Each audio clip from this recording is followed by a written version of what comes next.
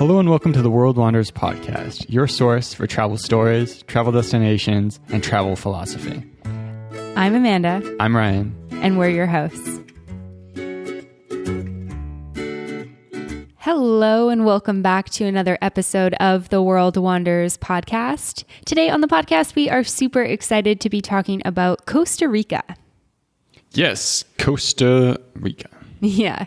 But before we get into the episode, we just wanted to talk a little bit about Patreon. So over on Patreon, we are doing something really cool. We've got another podcast feed called The World Wanders Insider. And on that feed, we're creating content that comes out monthly specifically for the community on Patreon. And right now, we're currently working on a How to Be a Digital Nomad series. And so you'll hear from us, you'll hear from other real-life digital nomads about how they got started, where they were before they started traveling, what inspired them to take on this lifestyle, how they actually make it work, and so much more. It is a super, super affordable cost, and you get exclusive content that's not being shared anywhere else. So if you're interested in checking that out and maybe learning more about digital nomad life, head on over to patreon.com/The World Wanders. And so this week we are diving into our experiences in Costa Rica. Yeah, and so what we're going to do is we're actually going to split our trip up into two different episodes. So we went to Costa Rica for 3 weeks, and half of that trip was spent on the coast in Costa Rica, and half of it was spent inland in the mountains in some of the national parks. And so on this episode, we're going to talk about our coastal experiences. But before we get into that, we wanted to cover a little bit about Costa Rica in general. So Costa Rica, the name actually means rich coast. And I feel like it's one of those names that makes you kind of instantly attracted to a place. Don't you think Costa Rica just sounds kind of like magical in a way? Yeah, I mean, it's got a little bit more of an appeal than, say, Panama or even Mexico. I mean, it just sounds like a little bit more like, ooh, something foreign and rich, and not necessarily rich in the way of, abundance wealth-wise, but maybe it's, the richness of the natural beauty, which I think is something that Costa Rica is known for. Yeah, for beaches, for jungles, for mountains, all of that stuff that you can find in Costa Rica. And it's in Central America, bordered on the north by Nicaragua and on the south by Panama. So there's only actually one country between Costa Rica and South America. It has a population of 5 million people. And what's really striking is that in 2017, which is the most recent number we have for this, tourist arrivals were 3 million. So 3 million people came into the country as tourists. Only 5 million people live there. And when you go there, that's something you really notice, that tourism is a really, really, really important part of the economy.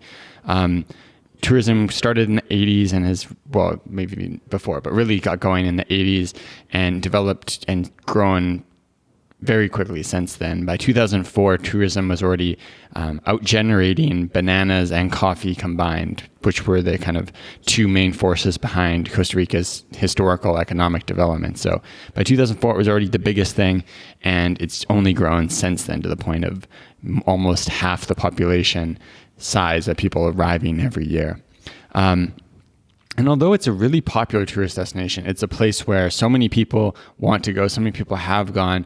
Somehow we had managed to save it for years and years and years after we started our nomad journey, even though we talked about wanting to go for quite a long time.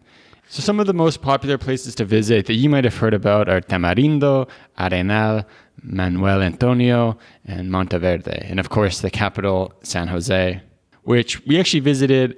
I feel like it kind of gets it's not really a bad rap because no one seems to go, or a lot of people don't seem to go, but it kind of gets like a no rap, like, oh yeah, we did not go to San Jose. But we actually went and explored a little bit. So we'll talk about that in our second part of this series as well. So why did we decide to go to Costa Rica in the first place? Yeah, that's a great question. And it is interesting because, like you mentioned, it's a popular tourist destination. It probably would have made sense for us to go there ages ago. There's a lot of backpackers that go through there. There's a lot of family travel, yet, neither of our families ever took us there, or, we're interested in going there, and we never went while we were doing the backpacker thing. And This actually all came about because a friend of mine presented me with an opportunity to co-host a yoga retreat, and her husband have spent a lot of time in Costa Rica. They actually lived there for a small period of time. And so she said, hey, I'd really like to go to Costa Rica. And one of the key things about hosting a successful yoga retreat is normally you would never host it somewhere that you hadn't been. But I agreed to it because, my friend Megan had been before and she spoke very highly of it. And we felt like it was a good location to convince other people to go. Not everyone is like Ryan and I, where we're like, hey, let's like uproot and move to Mexico City, or let's move to Panama City, or let's spend a month in Guatemala. There's lots of people who want to go somewhere that's exotic, but they want to go somewhere that has a little bit more comfort, maybe more English speaking, more stable economy, it's safer. And Costa Rica has all of those things. So ultimately, we decided to go for the yoga retreat. And once we had planned that, I began looking at all the other things to do in Costa Rica, kind of in the area of where we were going to have the yoga retreat. And being me and loving to travel, I was like, we can't just go for 1 week and not explore. We have to spend a bit more time there. And since we got married in August, we hadn't actually taken a honeymoon since we were at home, and then we were traveling through Mexico, blah, blah, blah. We're like, Costa Rica, that's a perfect place for a honeymoon. So we kind of did yoga retreat, honeymoon, mountain adventures. And that's kind of how we decided to structure the trip. Mm-hmm. Yeah. And so we were there, I think in total for 3 weeks. Yeah. And one of the things that I think strikes you as a traveler when you start planning a trip to Costa Rica, especially if you're trying to go to a few different places, is that getting around seems to not be like as simple as you might think in a country that's so small. And also a country that is so heavily supported by tourism. I mean, we've traveled to a lot of different places, some with more tourism than Costa Rica and many with less tourism. And I would say when I sat down to actually plan the logistics of getting from place to place, I was very surprised with the options of going from one destination to another.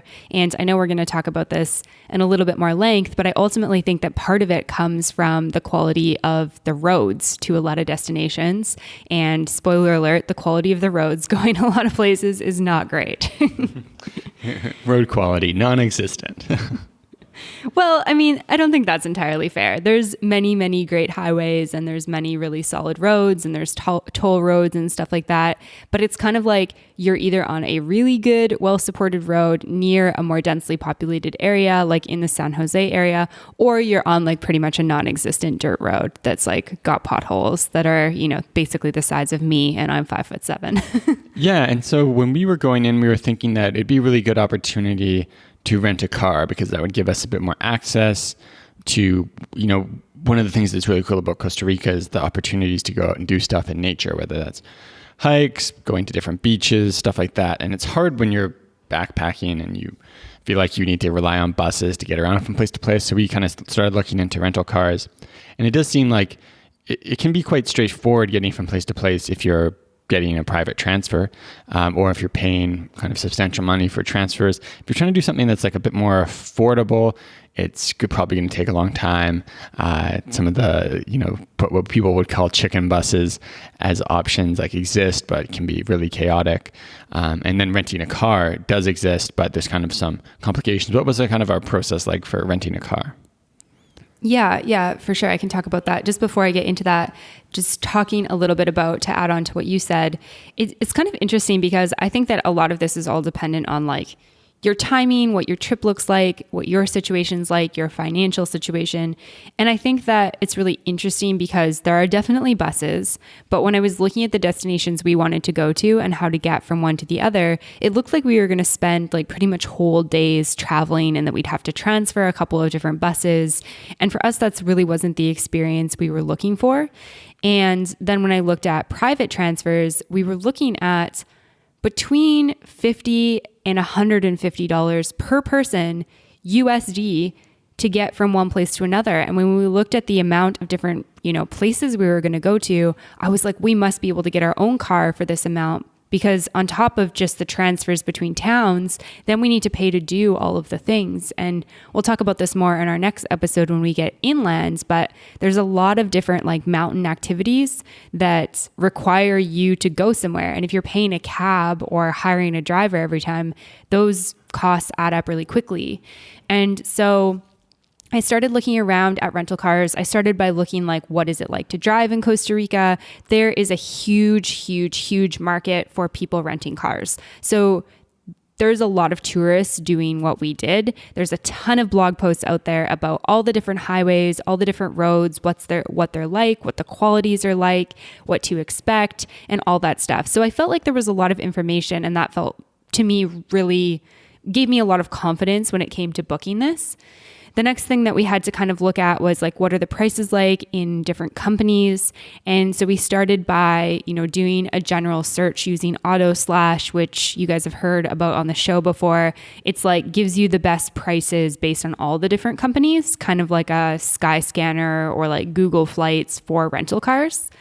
And then as I dove in a little bit more, I read a little bit more about insurance, which is actually probably the most frustrating part about renting a car outside of your home country or outside of a country where you speak the native language, because it's really hard to get a clear answer on how much it's going to cost when you have a foreign license. And as I dug deeper into this, I found a couple of really great blogs. So shout out to 2 Weeks in Costa Rica and My Tan Feet. Honestly, these are the go-to blogs for Costa Rica travel. If you have any questions, any comments, any type of trip planning with this, refer to these two blogs. Honestly, when we were planning this, and even once we were there, I referred to, these blogs almost every single day, and they were so helpful.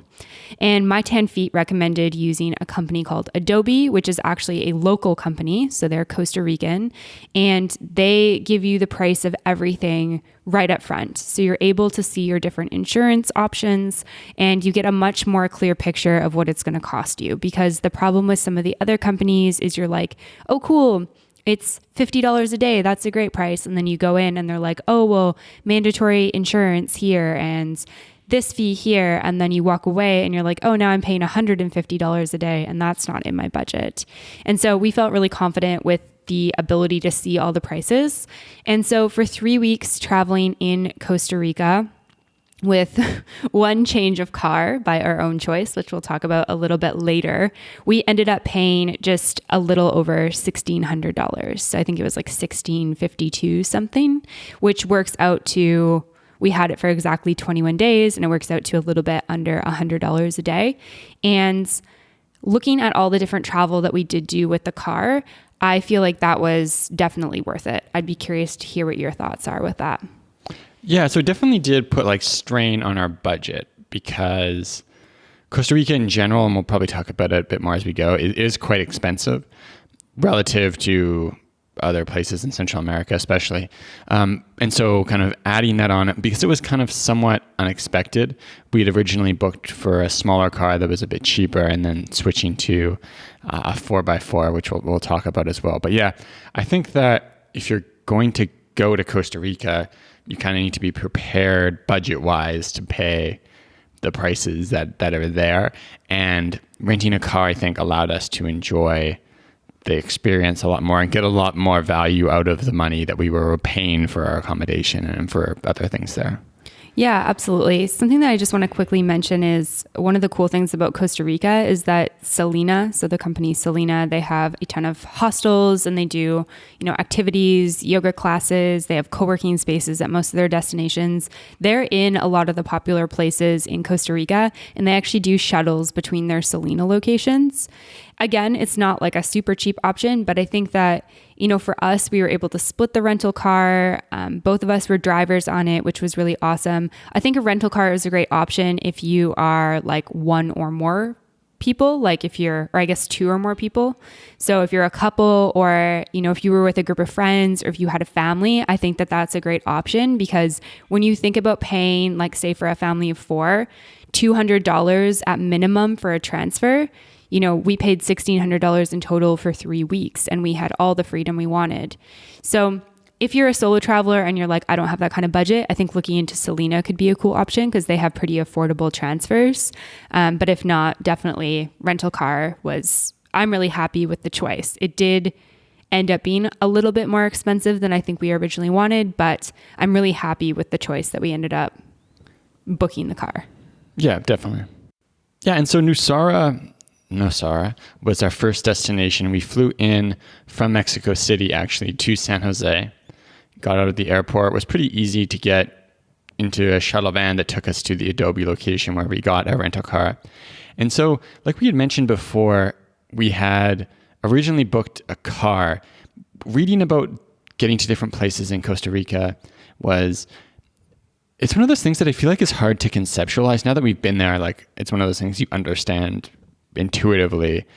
But being from Canada, where like there's paved roads almost everywhere, when you think or you read something like, oh, sometimes it can be hard to get to this place in a car, you imagine kind of like, oh, okay, like only in extreme circumstances might not having a 4x4 be a problem. And so we rented a car because we'd read like, oh yeah, you can get there in a car. And so we packed up our stuff into a little Hyundai i10. Like a tiny car. Tiny car. Littlest car ever. With about 6 inches of clearance over the ground and wheels that honestly look like spare tires on most other cars. We actually went to a Walmart in San Jose to stock up on supplies for our whole group. And then after wasting a bit of time trying to get Costa Rican SIM cards at the Walmart, we headed out a bit later than we wanted because we had a 4.5-hour drive to Nosara. And we're trying to get there before it got too dark. It actually gets dark like remarkably early in Costa Rica. And so headed out on the road. I think we were on like solid roads for about 2.5, 3 hours. Yeah, like a good portion of the trip. And then it's kind of one of those things where you're like looking at your Google Maps direction. You're like, okay, I know I only have like 60 kilometers left, or even maybe even less. It's like, I've got 45 kilometers left in this trip, but it's telling me it's going to take me an hour and a half to get there. Like, what are you getting ourselves into? Yeah, both of us were just like, what the heck? And Ryan's like, how bad is this road? And I was like, I think that like Waze must be confused because Waze is the thing that you use there. I'm like, Waze must just be wrong because there's no way. Like, I know it's not the best road getting in there, but it's not going to take an hour and a half. Well, we were very, very wrong. It took us actually much longer than an hour and a half on the road. Basically, you're on good road until Samara. And Samara is like the majority of the drive getting to Nosara. But when you turn off the road at Samara, things get like really crazy. Yeah, we were there. We're not there in rainy season, but we were there at the start of non-rainy season or the end of rainy season. Probably like the shoulder season between rainy and dry season. Yeah, just like the later end of the shoulder season. But the road after rainy season is just destroyed. I'm assuming like probably now it's been like graded a few times. It's probably like not great, but a lot easier to get in and out of with a car. But at that point in time, especially in a car with low clearance, it was very difficult to drive, where you had to be kind of swerving all over the road to avoid sometimes like 2-foot deep divots in the road, giant holes, puddles, all types of things. And so our like average speed, I think, was like 5 kilometers an hour. Like 15 kilometers an hour, maybe even lower. One of the things that was interesting, actually, we kind of found out later, at night, because it was dark, your lights would actually give you a little bit of a view of the holes coming up. And because there wasn't much traffic on the road, we could swerve kind of every which way to get around all these obstacles. And then during the day, actually, sometimes it was even more dangerous because it was dusty and there was a bit of glare on the road. And so it was kind of hard to see how deep individual holes were. And there's traffic kind of coming both ways with a few random locals screaming past you. But definitely some moments that tested our meditation skills and our communication skills. Maybe our and marriage. Our Zen, where you're like, oh, what the are we doing here? Because that was truly like the craziest driving experience I've had. Oh yeah, for sure. And I'm so grateful that you were able to handle that. So just to be very clear, Ryan navigated all of that. He was a total champ. I was like white knuckled in the like passenger seat. And I know like potholes don't sound like a huge deal, but you have to remember like it's dark out. We've never been to this place. We have no cell service at this point, and we are in a tiny little car. So we have no idea what's like in front of us, what's behind us, if it's going to get worse, if we're going to get stuck and have to just like sit on the side of the road till like a truck can come help us. Like we had no idea.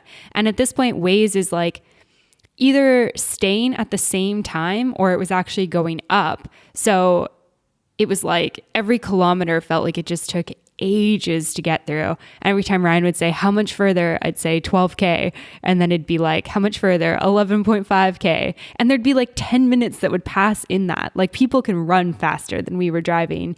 And it was just, yeah, an hour and a half that felt like forever.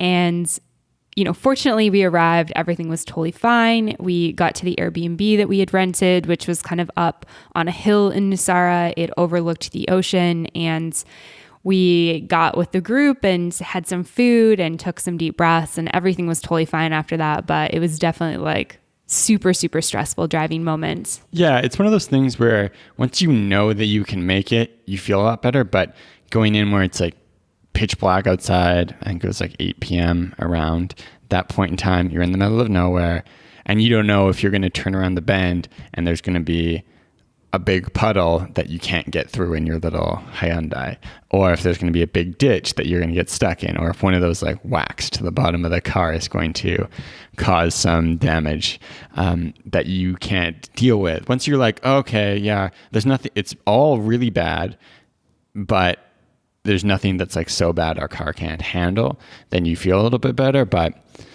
when that first time when you're like, I don't know if we're going to like turn a corner and then be stuck here and then be like, what do we do? Go back, I guess. But yeah, that's actually the reason. I guess we can maybe touch on it right now. So after going to Nosara, we went to Santa Teresa, which was slightly worse roads in Santa Teresa, but the way in and out was a little bit better than Nosara. And then after that, we changed our minds. We're like, you know what, we got to change to a 4x4. And that made life traveling in Costa Rica so much better. Yeah, I think that lesson learned, like rent a 4x4 or rent at least like a bigger vehicle. That money, the difference in money that we saved by getting a little car was like significant. It was hundreds of dollars, but we paid that off by far in terms of stress and worry. And then the flip side, having that 4x4, we were like so much happier. Like it was dramatic, the difference. Yeah, absolutely. So if you're going to rent a car in Costa Rica, regardless of where you're going, unless you're just staying kind of in the San Jose area, I would just rent a 4x4. That's what I wish somebody would have just told me that, because in all the debating I did, I read all these mixed reviews. I'm just putting it out there to the world. If you're going to Costa Rica and you're going to drive, rent a 4x4. It is worth it. So we got to Nosara, and it was totally dark, but we got to wake up the next morning. We had a beautiful yoga class led by my friend Megan, and then a really wonderful breakfast. And we got to overlook the most stunning view. And as we were driving into Nosara with those horrible roads, I was like thinking to myself, this place better be good. And honestly, it was beautiful. It's one of the most stunning, picturesque places I have ever been. The beach is beautiful. The sunsets are probably the most incredible sunsets I've ever seen. And I totally get why people go there.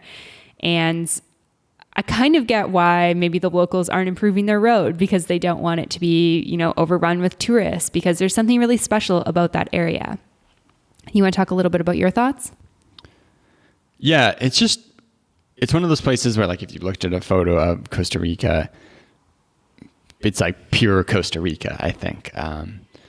Really, really nice beach town. The type of place where I think a lot of people looking to go to Costa Rica, what they're looking for is that experience of like, hey, I'm going to get a place. I'm going to kind of like be here, be close to the beach. Maybe I'm going to like, I don't know, go surfing every day, or take my dog for a walk. I guess if you brought your dog, and just walk on the beach, come back. Maybe there's a few restaurants, but you're kind of just like staying at your place. And that's what it was for us. We cooked most of our meals, had a beautiful view, went down to the beach, watched the sunset, and just had a really, enriching time hanging out in one place. I think we did basically one thing outside of going for food and just kind of hanging out at our place near the beach. Yeah, and that one thing that we did was we actually hiked a waterfall called La Mala Noche, and it is known for its difficulty to find. The locals have made it quite challenging to find this waterfall. Fortunately, we had, Ryan and I obviously speak Spanish, and then we had a friend with us on the retreat who is Ecuadorian, and she's totally fluent in Spanish, obviously, and she was able to, sweet talk some locals into directing us as we went. So we had a good idea of where it was, and then we were able to fortunately find it with some help of some nice locals. And it's a really cool waterfall. Again, it's one of those things where I'm like, okay, I kind of understand why it's hidden, but also let's share the wealth a little bit, because this is beautiful and the hike was really nice. Yeah, and so what's kind of going on, it's like people want you to pay for a guide, and the guides cost, I don't know, $50, $100 to take you to this waterfall, which is actually not that hard to get to if you can find it yourself. But because of that, there's hardly any information. But it does kind of result in a nice experience of a place. I think there was 4 other people when we were there. Yeah, maybe not that many. Something like that. But yeah, overall, Nosara is just a really nice beach town. And there's some good restaurants, some good cafes. We'll make sure to include links to some of our favorite places. But do you want to just touch on a couple places that we liked there? Yeah, absolutely. So we found a really nice market called Organico Deli Market, which was our spot for pretty much everything: chips, beer, chocolate, water. They have these really tasty homemade empanadas there of different types of flavors, and kombuchas and craft beers and lots of good stuff. Yeah, it was really good. And then we also had a really nice dinner at La Luna, and we also had a really nice meal for lunch at Beach Dog Cafe. So those are two places plus the market that we would recommend. And other than that, we cooked all of our meals at our Airbnb. And this was one of the things that was really great for saving a little bit of money. We did eat really nice food in Nosara, and there looked like there were some other great restaurants. But in general, the food in Costa Rica is quite expensive. I would say that it's on par with the cost of food in North America, in the US and Canada. Yeah. So one thing I'd say to that is that I think really what you see in Costa Rica is there's a divide between tourist prices, local places, local prices. And I'm sure in some of these towns you can find a spot where locals are eating and it's cheaper. But because there's so many tourists, a lot of the businesses that are great, they're great businesses and great restaurants and places you excited to eat at, their clientele is 95% Canadians, Americans, Europeans. And so they charge Canadian, American, European prices for stuff. Yeah, absolutely. We did have some really good food, though. One of the things that Ryan and I were really excited about to discover is in Costa Rica is patacones. And so you probably haven't heard us talk about patacones for a while, because the last time we had patacones before Costa Rica was when we were in Colombia, back in 2014. So it had been a long time since we'd had this delight. And basically this food is green plantains that have been boiled down so they're a little bit softer. And then they mash them together into kind of what looks like a small pancake, and then they fry it. And in Colombia, we enjoyed them with a variety of different toppings and really fell in love with them while we were in Salento. And for us in Costa Rica, we ate them a ton with black beans, guacamole, and pico de gallo. And a lot of people talk about how the food in Costa Rica is not the best food, and Central America in general. And I think I'm probably agree with that. I think there's definitely some good things to eat, but if you are in Costa Rica, you have got to try the patacones. Those are probably one of my favorite things to eat in general. And I just love when they're served with the black beans, the guac, the pico, and maybe a little bit of queso. So good. And one last thing that we wanted to mention about Nosara is that it's actually kind of one of those places that's, I guess, kind of dispersed. And so we stayed actually closer to Playa Guiones. And it seemed like there's quite a bit of stuff there. And then actually in the little town of Nosara, it seemed like not really much going on there in terms of wanting to be close to the beach. Is actually not on the beach. So one thing to be aware kind of when you're looking at places in that area is that some of them are probably going to be long distances apart, and that's going to really impact your stay there based off where you are, because you probably don't want to venture too far. Yeah, absolutely. And yeah, there's a couple different beaches down the coast. We visited a couple of them and everything is really beautiful there. And I think that it just depends on what you want to do. I mean, if you're looking to surf, then, probably want to look up a little more details as to where the surf is good and what time of day it's good. But my understanding is that there's lots of opportunities for surf throughout the day because these beaches are all a little bit different. So after 1 week in Nosara, 1 week of enjoying beautiful sunsets and great views and relaxing and doing all the yoga, our group dispersed. Our friends Megan and Brad headed back to the US. The group attendees headed back to their homes, and Ryan and I stayed in Costa Rica and headed to Santa Teresa. But before we get there, we're going to take a quick little break to hear from one of our sponsors. This episode is brought to you by Away. Away creates thoughtful products designed to change how you see the world. They started with the perfect suitcase, crafted with features that make travel more seamless. Now they offer a range of essentials that solve real travel problems, so all you have to think about is where you're headed to next. We're headed to Colombia this weekend, and we're going only carry-on and using our Away suitcase, which makes it really easy to get in and out and everything we need to do without having to wait around for checked bags. One of the things that we love about Away is that they offer a range of suitcases made of different materials in a variety of colors and sizes. So whoever you are and whatever you need to pack, Away has luggage that will help you make your next trip more seamless. We also love that every suitcase comes with an interior organization system that includes a built-in compression pad to help you pack more in and a hidden and removable laundry bag that separates your dirty clothes. It means that when we take a trip, we can share one carry-on bag, which is super awesome. Start your risk-free 100-day trial and shop the entire Away lineup of travel essentials, including their best-selling suitcases, at awaytravel.com/wanderers. That's awaytravel.com/wanderers to start your risk-free 100-day trial. All right, we are back and taking you with us to Santa Teresa. And so Santa Teresa is another small surfing town. It has about less than 5,000 people actually living there. That's located on the south corner of the Nicoya Peninsula. So it looks really close to Nosara on a map. So they're actually along the same coast. So if you look on a map, you're like, oh yeah, they're not that far from each other. Nosara is more towards the north, near Tamarindo. And then you get down into the Malpais area near to Montezuma, and that's where Santa Teresa is. However, you actually can't drive on the coast because there's not a proper road, despite what Google says.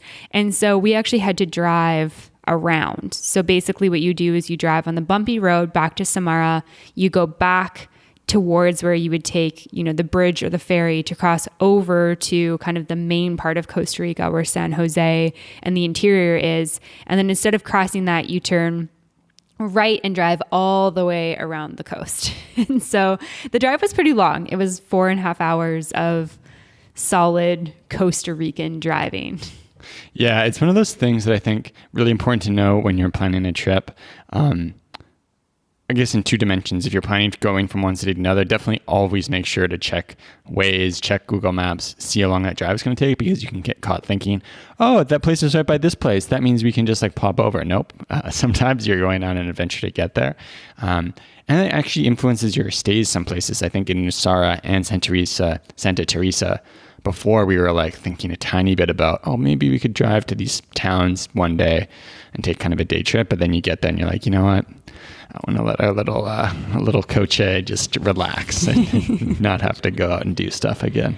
Yeah, absolutely. And so arriving in Santa Teresa was interesting after having spent a week in Nosara to see how it was similar, but also how it was different. And basically, Santa Teresa is you kind of don't realize you've arrived until you're like, oh, I'm here, because the main road goes through the town. So basically there's beach to your left if you're driving in, and also a bunch of different, hotels and bars and restaurants. And then there's other, shops, restaurants, etc. on the right-hand side. There's no sidewalk or anything. There's just a variety of people walking, people biking, people on quads, people on motorcycles, people driving in trucks, people in little cars like us, just driving back and forth on this completely dirt road. So again, like Nosara, the road was not paved. And so we turned off to go to Montezuma, and that's kind of where the road got hectic again. We had to go through a couple of areas that we were not sure that our little car would make it through. And once again, I remember feeling stressed that like, I don't know if we're going to get out of here. And what do you do if you can't get out of a place and you're just like totally trapped on this coast? Of course, that's like irrational thinking. We could definitely get out, but we couldn't help but have those thoughts in the moment. Anyways, we arrived, we checked into our Airbnb, we were staying at a really nice place with a pool and, you know, a nice view. And we were able to go have some food and catch the sunset. And for us, Santa Teresa was part of our quote unquote honeymoon. And we just planned a week of relaxation. Yeah, and like you mentioned before, the town it's kind of like dispersed again. So there's that one main road, and there's not really like a center of town. And so it's again one of those places where you want to be aware when you're booking of like, okay, is this close to where I want to be? Because it does stretch on for like quite a few kilometers, and you end up walking on the main road to go back and forth. But yeah, we were just kind of hanging out in the sun again. Sitting by the pool, having drinks, eating some good food. There's a number of good restaurants around that area, and going to the beach. And I think the vibe you get from Santa Teresa is Nosara seems to be like a surf town, but maybe a bit more of a calm place where maybe a little bit older. Generally, the group or like the vibe was, and in Santa Teresa, a bit more of like a party place, kind of felt like, to me at least. What do you think? Yeah, I think I definitely got that vibe as well.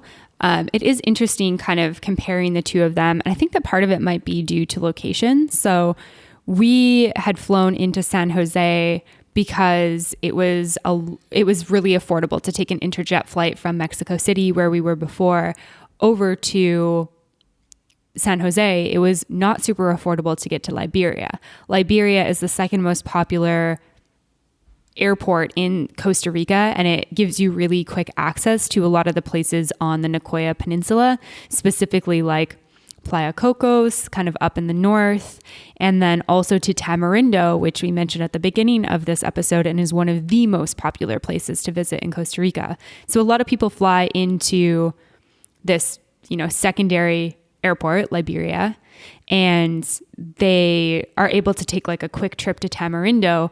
And I think because Nosara is so close to Tamarindo and also really accessible from this secondary airport, there's a lot more tourism coming through.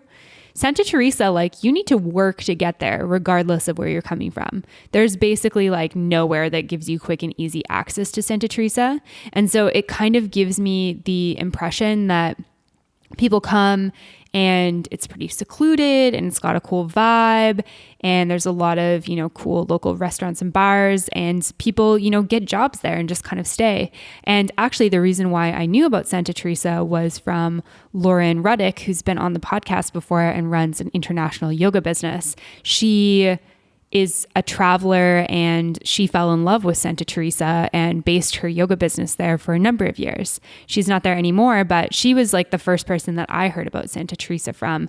And it seems like it's a lot more of a, I guess, like off the beaten path place, which sounds weird because you go there and there's a ton of tourists. So it doesn't feel off the beaten path once you're there, but I think it is a little bit in terms of the like maybe regular route through Costa Rica.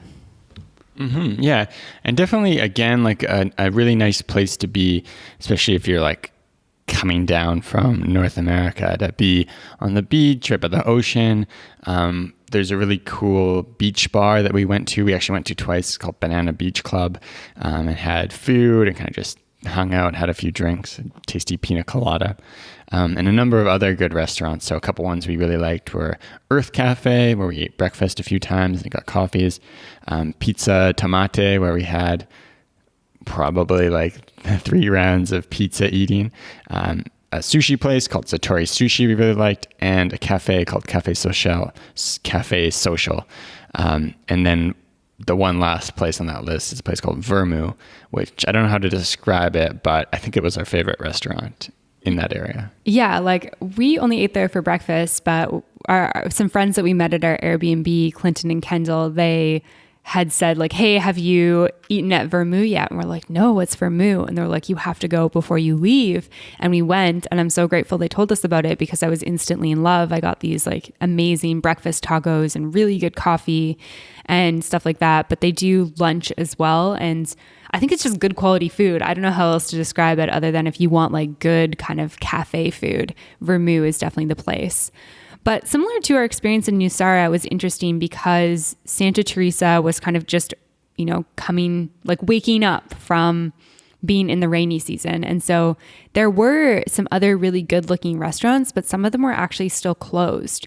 So we went kind of in that shoulder season, like we said, and because of that, not everything was open. And that's why, we only ate at a couple places throughout the week because we found a couple key places and then we repeated a lot.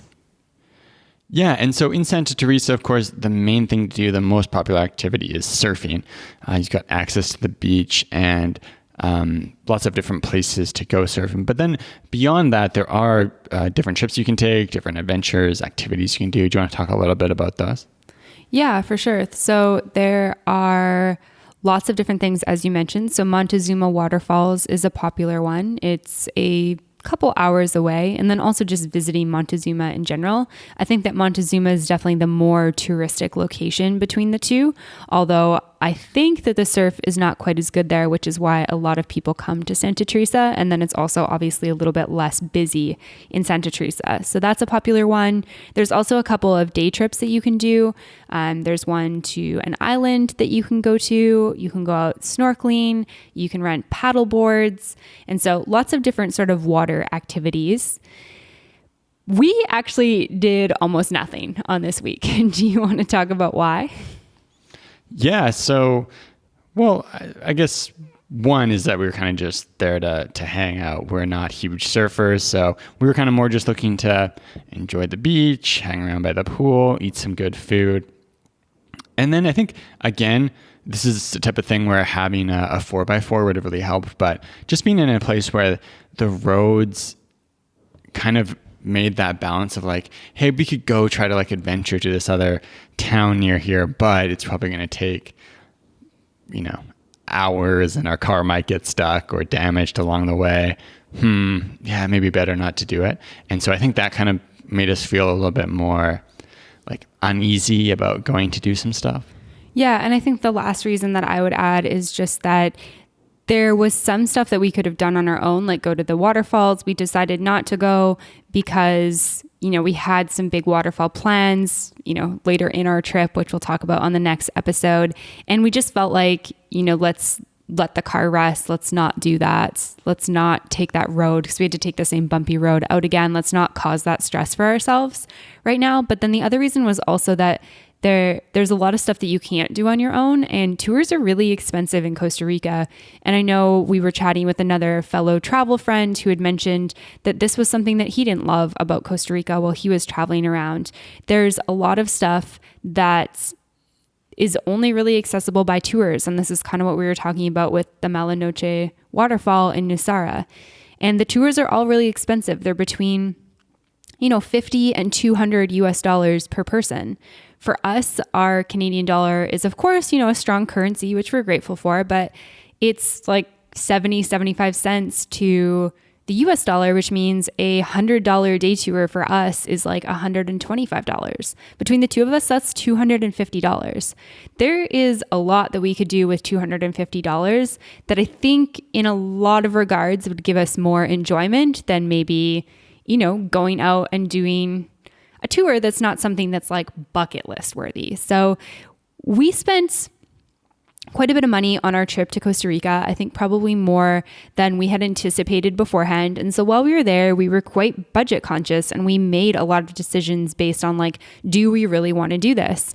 And while we were in Santa Teresa, yes, we wanted to chill. We wanted to relax.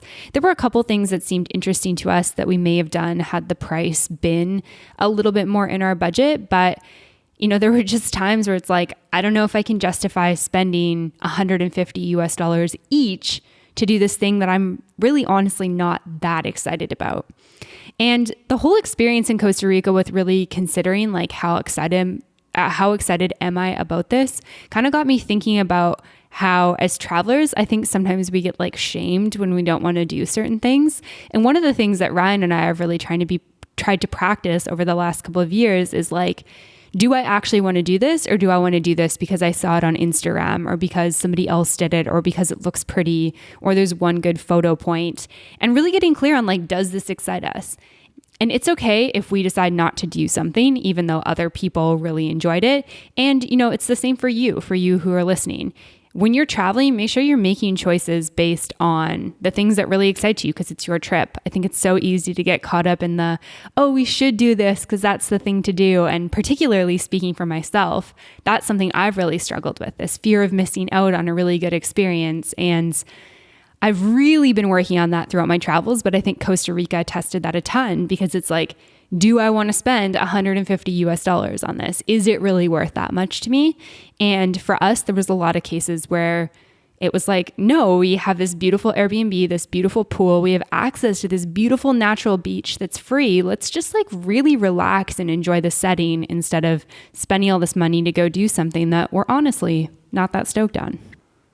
And so after Santa Teresa, we were kind of, changing to the middle part of Costa Rica, the other side being the more like inland mountain adventure part of our trip.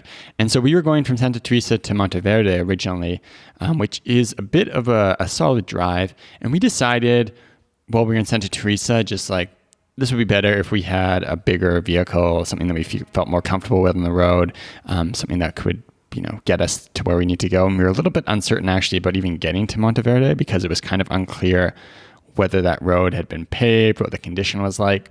And so we actually decided to leave a day early from Santa Teresa so that we could go switch our car in Punta Arenas and then not have to worry about going that entire way in a day, since the way from Santa Teresa back out to the highway was kind of an adventure as well. So we left a day early and made the drive back and actually took the ferry, which taking the ferry across from the peninsula actually cut off some of the worst part of the drive, which was actually really, really quite nice.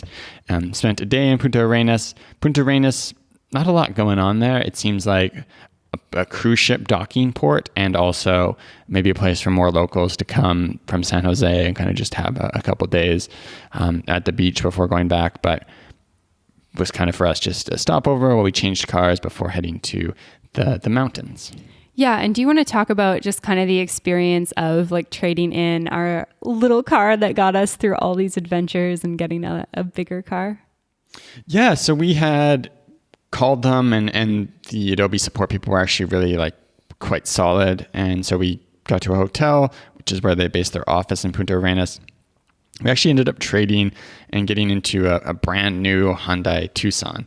And I feel like it was immediately like driving out of there in this like nice SUV felt like, okay, wow, like so much relief. And our little car was actually, it's kind of funny, one of those things where like at first you're like, oh man, this is not good. But I feel like you build kind of a bond with a little car like that. It's kind of like, the little engine that could somehow made it over all those bumpy trails and roads and all the way back. Yeah. After, I guess it'd been like 2 weeks at that point, and we had, I think, 10 days left in the trip, I felt like a little sad to say goodbye to our little car. And it was kind of these like very, very mixed emotions, because at the same time as feeling sad and, grateful that our car had got us around where we needed to, I also felt so much relief that we had this bigger car. And honestly, like it just made the rest of the trip a lot more enjoyable. We'll talk about it more in the next episode, but we really, really loved our experience going through the inland part of Costa Rica and the more mountainous areas. And I think part of that is just our natural preferences, but I also think that part of it was not feeling quite as stressed about driving. So as we wrap up this episode, what are your kind of final thoughts on our coastal time in terms of going to Nosara and Santa Teresa? Do you recommend both locations? Did you like spending a week there? What are kind of your overall thoughts? Yeah, so both are definitely beautiful places. I think that in Costa Rica, you've got a lot of really nice beach areas, and kind of depending on what you're looking for, you definitely have, a place to go and find. I think for me, I enjoy going to the beach, and I think we're so lucky to be able to do the things we do. And that sometimes I feel like it kind of invades and bleeds into how we experience and enjoy things. That like coming from we came from Mexico to Costa Rica, and in Costa Rica, we had almost 2 weeks to be able to spend in 2 different beach towns.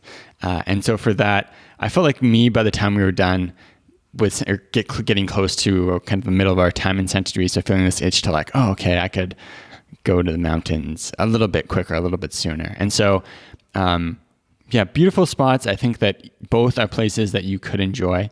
One thing I remember thinking is as we got to, I believe, Samsara, on the way to Nosara, and that's where the road ends, thinking, I feel like I could have enjoyed myself just fine here without making the trek across the, the craziness up to Nosara.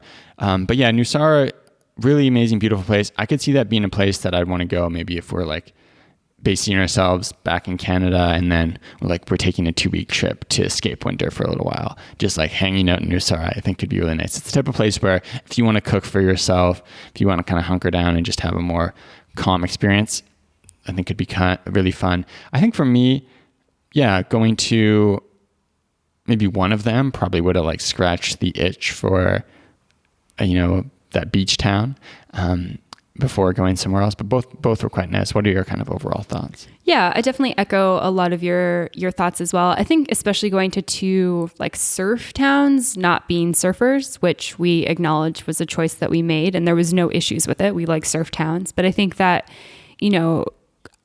going to Nosara, I felt really excited and it was so beautiful. And then getting to Santa Teresa, I was like, okay, I feel like we kind of just did another hectic drive to get to a really similar location. And so I think doing exactly what we did, I would maybe do it differently, plan the second location differently and maybe go somewhere like Manuel Antonio or somewhere on the eastern side of Costa Rica that just maybe has a little bit of a different vibe. But it's not saying that I don't like Santa Teresa. I loved Santa Teresa. I thought it was beautiful. I think it's a beautiful destination to visit.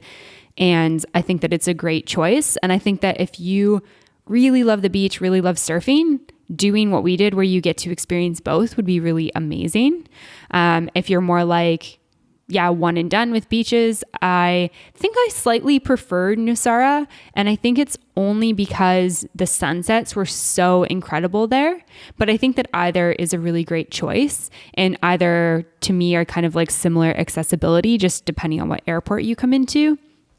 And yeah, overall, I thought that they were great, and I thought that they were both amazing for relaxing. The goal for both of those was to have a great relaxing yoga retreat and then to have a really relaxing, honeymoon. And I feel like we were able to achieve that in both. And so overall, I have no complaints. Yeah, I think for me too, and we'll talk about it more in our second episode on Costa Rica, we both absolutely loved the mountain sections of Costa Rica. And so we'll talk more about that and kind of how we might think about planning a trip overall in Costa Rica. But yeah, again, a beautiful place, lots of great resources. I think a place where if you haven't traveled a ton in this part of the world, in Latin America, I think it's a place where there's a lot more, I think probably more security, more comfort, more ease of, doing a lot of things, especially if you don't speak a ton of Spanish. And lots of good healthy food options because it's at that stage of development and it's kind of tourism life cycle where a lot of tourists have been coming for a substantial amount of time. So it's developed. There's lots of resources and infrastructure for that, with the exception of the roads. And some of the roads. But the kind of trade-off, the other side of that coin is that the prices, those deals that maybe existed 15 years ago don't really exist anymore. And so it's something, again, to think about kind of when you're planning a trip, you have to balance this out, comfort, security, ease with budget, and adventure, and kind of think about that. So all things to think about, but overall really beautiful. And I think I agree with you. Nosara, the sunsets were amazing and almost paid the price just for that. Mm-hmm. Absolutely. And so we will be back next week with our part 2 of our Costa Rica adventures, taking you inland. So if you're not totally sold on Costa Rica yet, stay tuned for next week and we will be back with more. Until next time. To find more information, relevant links, and photos talked about in this week's episode, check out theworldwanderers.com. If you have a question, comment, or feedback, send us an email at info@theworldwanderers.com. Join our community on Facebook at The World Wanderers or on Twitter at WorldWanderers1. As always, thanks so much for listening. Have a great day. Bye.